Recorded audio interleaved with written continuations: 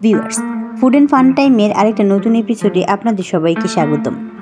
আজকে আপনাদের সাথে শেয়ার করব নতুন আলু দিয়ে হাঁস ভুনা রেসিপি, তাও আবার গ্রাম্য পদ্ধতিতে, যেভাবে আমাদের নানি দাদিরা আগে মাটির চুলায় রান্না করত। যদিও আমি আজকে গ্যাসের চুলায় রান্না করব, তবে স্বাদ কিন্তু প্রায় একই থাকবে। আমি 1.5 কেজি ওজনের একটা হাঁসের অর্ধেকটা পরিমাণ মাংসকে ধুয়ে পরিষ্কার করে পানি ঝরিয়ে নিয়েছি। সাথে আছে 1 কাপের একটু বেশি পরিমাণের পেঁয়াজ কুচি, 3টা নতুন আলুকে মাঝখান থেকে 2 টুকরো করে কেটে নিয়েছি। তার সাথে 7-8টা কাঁচামরিচকে মাঝখান থেকে চিড়ে নিয়েছি। তার সাথে বাটা মশলা নিয়েছি 1 চামচ রসুন বাটা, 1 চামচ আদা বাটা, 1 চামচের একটু কম আস্ত জিরা বাটা এবং পাকা লাল রঙের কাঁচামরিচ বাটা নিয়েছি 1 চামচ।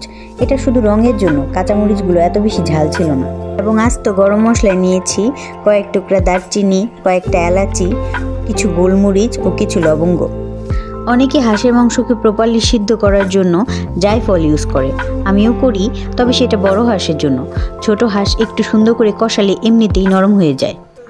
আপনারা যে পাত্রের হাঁসটা রান্না করবেন সেই পাত্রেই হাঁসটাকে মেরিনেট করতে পারেন। আমি যেহেতু কড়াইতে রান্না করব, তাই আমি কড়াইয়ের মধ্যেই মাংসগুলোকে নিয়ে নিব। তারপর এর সাথে বাটা মশলাগুলো দিয়ে দিব। তার সাথে নেব 1 চামচ লবণ, 1/2 চামচ হলুদ গুঁড়া ও 1/2 চামচ ধনে গুঁড়া এবং যে আস্ত গরম মশলাগুলো নিয়েছি সেখান থেকে অর্ধেক পরিমাণে দিয়ে দিব। এবং বাকি গরম মশলাটা আমি বেটে ইউজ করব। তারপর এগুলোর মধ্যে দিয়ে দিব পেঁয়াজ কুচি। সবগুলো গরম মশলা থেকে আমি এতটুকু পরিমাণ রেখে দিয়েছিলাম। এখন আমি কড়াইতে দিয়ে দিব 3 টেবিল চামচ পরিমাণের সয়াবিন তেল এবং যে কাঁচামরিচগুলো কেটে রেখেছিলাম সেখান থেকে আমি আপাতত 2টা দিব, বাকিগুলো পরেই ব্যবহার করব। তারপর এই সবগুলো উপকরণকে মাংসের সাথে খুব ভালো করে হাত দিয়ে মাখিয়ে নেব। এখানে আপনি যত ভালো করে মাংসটাকে মাখাবেন, মাংসটা মেরিনেট তত ভালো হবে। মাখানো হয়ে গেলে আধা ঘন্টা ঢেকে রেখে দেব মেরিনেট হওয়ার জন্য। আধা ঘন্টা পর মাংস সহ কড়াই চুলায় বসিয়ে দিব। এ পর্যায়ে চুলার আঁচ মিডিয়াম টু লোতে রেখে 5 মিনিট কষিয়ে নেব। তারপর একটা ঢাকনা দিয়ে ঢেকে আরও 5 মিনিট রান্না করব। 5 মিনিট পর ঢাকনা খুলে আবার ভালো করে নেড়ে চেড়ে আরও কিছুক্ষণ ঢাকনা বন্ধ করে রান্না করব।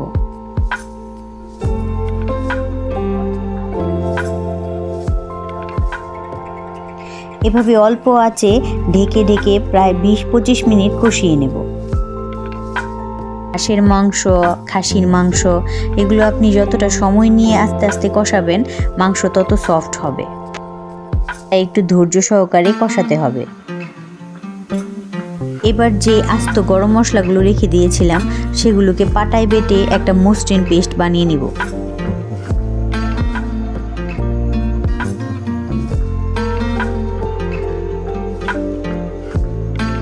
এদিকে মাংসটা কষাতে কষাতে প্রায় ভাজা ভাজা হয়ে গেছে।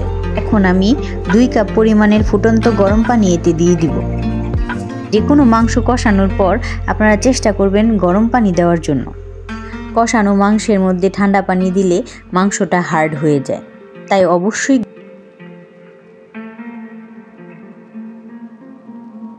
এখন আমি চুলার আঁচ বাড়িয়ে ঝোলটাকে ফুটতে দিব। ঝোলটা ফুটে উঠলে একটা ঢাকনা দিয়ে ঢেকে কিছুক্ষণ রান্না করব।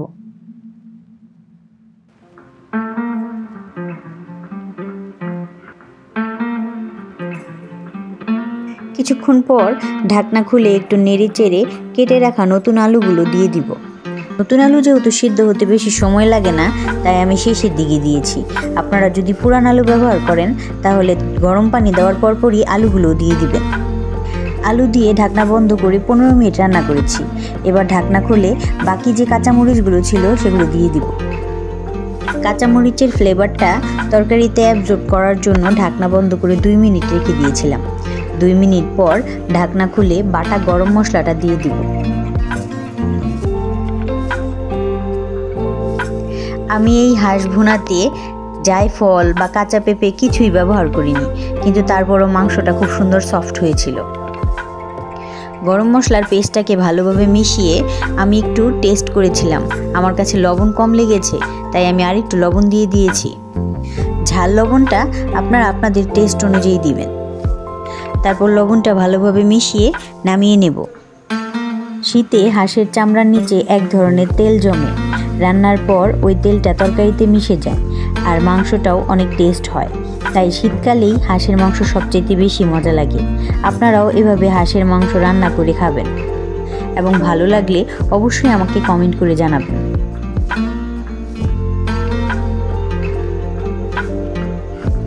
ভিউয়ার্স, আমার এই ভিডিওটি যদি আপনাদের ভালো লাগে তাহলে অবশ্যই চ্যানেলটি সাবস্ক্রাইব করবেন, লাইক কমেন্ট করে বেল আইকনটি প্রেস করে দিবেন যেন পরের ভিডিওগুলো খুব সহজেই পেয়ে যান।